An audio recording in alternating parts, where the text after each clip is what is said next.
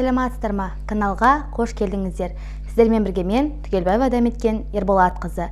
Арнамда кітаптайым уақыты шолу жасайтын әңгімем Дулат Исабековтың «Бекет» повесті болмақ. Дулат Исабеков 1942 жылы 20 желтоқсанда оңтүстік Қазақстан облысы Сайрам ауданында дүниеге келген жазушы, драматург. Алғашқы әңгімесі 1963 жылы жолда замандастар атты жинақта жазылып шықты. Кейін 1966 жылы Бекет, Тіршілік, Мазасыз күндер, Ащы бал атты әңгімелер мен повестері жинақталып шығып, сонымен қатар Қарғын романы басылып шықты.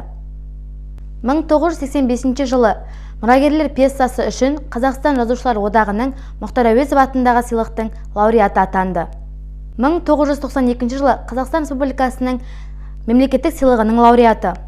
2006 жылы Халықаралық пен-клуб платиналы тарлан сыйлықтарының лауреаты атанды. Бекет шығармасына келетін болсақ, Бекет повесті шағын ғана әңгіме, оқушыларға өте оқуға ыңғайлы, жеңіл форматта жазылған. Мен бұл Бекет шығарманы ең алғашқы рет Алматыға студент болып бірінші курсында барған кезде оқыдым, және де бұл шығарма екі ағалы інілі бауырдың өміріне жайлы шығарма. Мен оқыған бойдан көзіме жас алдым. Білмеймін, мүмкін есіме өзімнің бауырларым түсті ме, әлде шығарма сондай әсерлі ме, әйтеуір бастапқы бетінен бастап көзіме жас алып, ары қарайғы оқиға қалай болар екен деп сюжет қуалап оқыдым.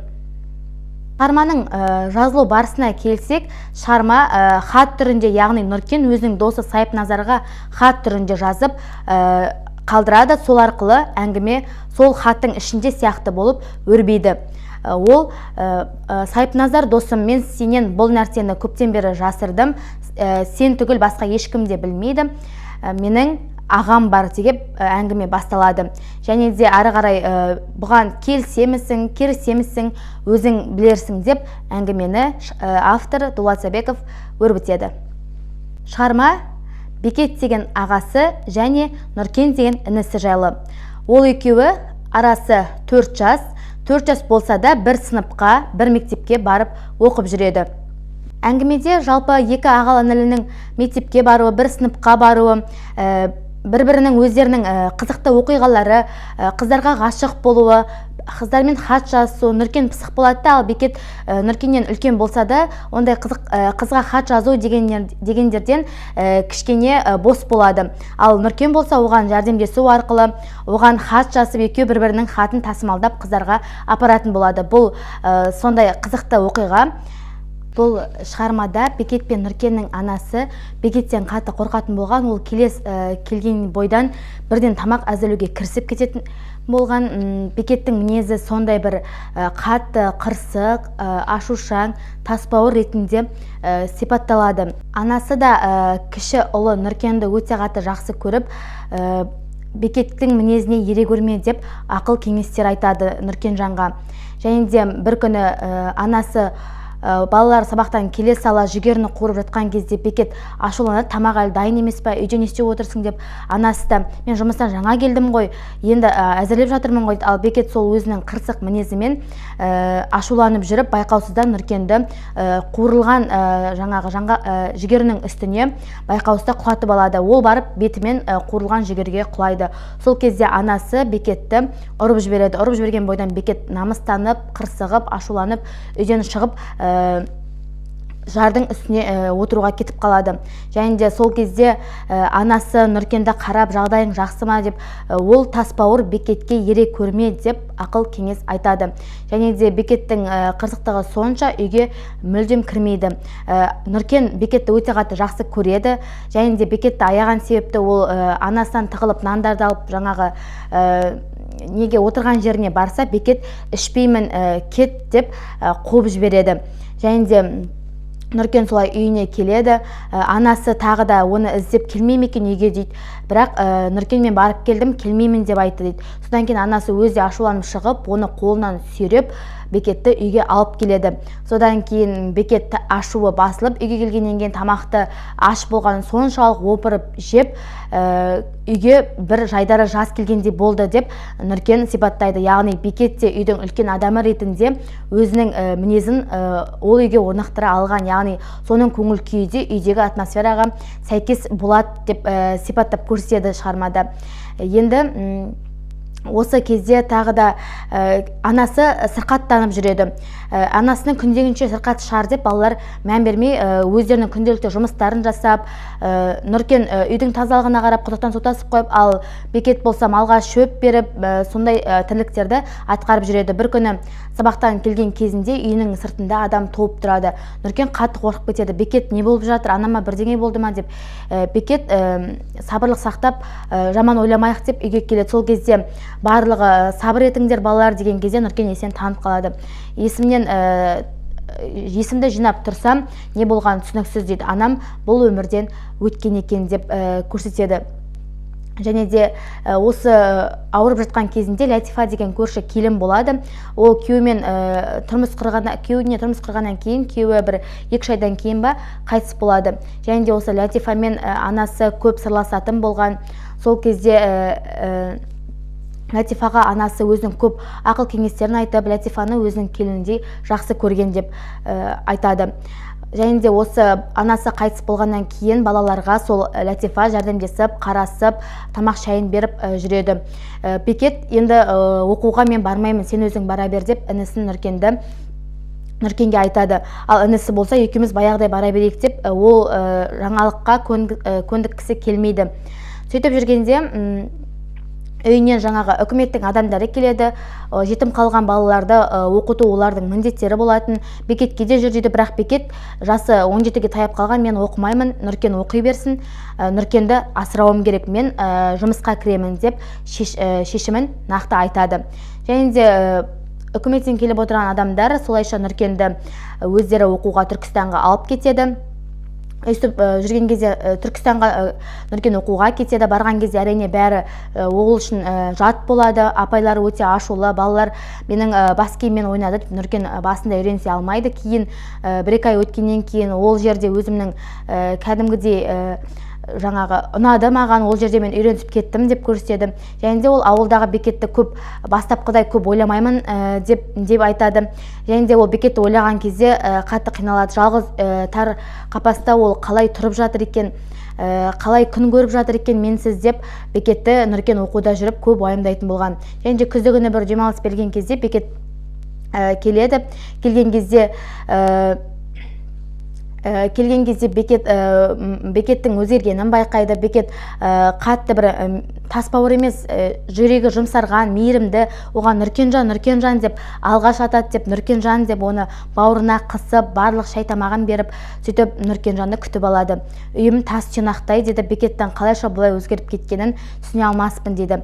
Және де манағы айтып өткен жоғарыдағы Латифа келін мен Бекет екеуіне сөйлесіп бастайды.